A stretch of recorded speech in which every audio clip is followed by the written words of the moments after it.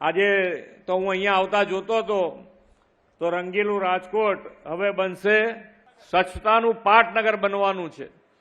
એટલે પછી નેતા આવે તારે સ્વાસ્થ્ય સફાઈ થાય એવું ના કરતા, રેગ્યુલર સફાઈ થાય એવું કરજો.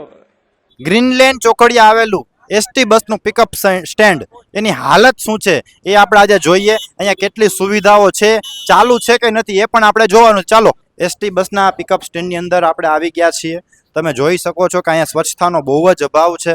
ખાલી કચરાના ઉકેડામાં આવ્યા હોય, એવું લાગી રહ્યું છે. તમે અહીંયા જુઓ કે આની દશા અત્યંત ખરાબ છે. નથી પંખા, નથી લાઇટ, નથી સ્વચ્છતા, બધી જાતનો અભાવ છે. આ બસ પિકઅપ સ્ટેન્ડ એસટી નું છે અને અહીંયા બસો આવીને ઊભી રહે છે. લોકોને 5 મિનિટ બેસી પણ ન શકે, અંદર જઈ પણ ન શકે. તમને એવી જગ્યા બતાવું છું કે જ્યાંના બાકડા ધૂળ ધાણી થઈ ગયા છે.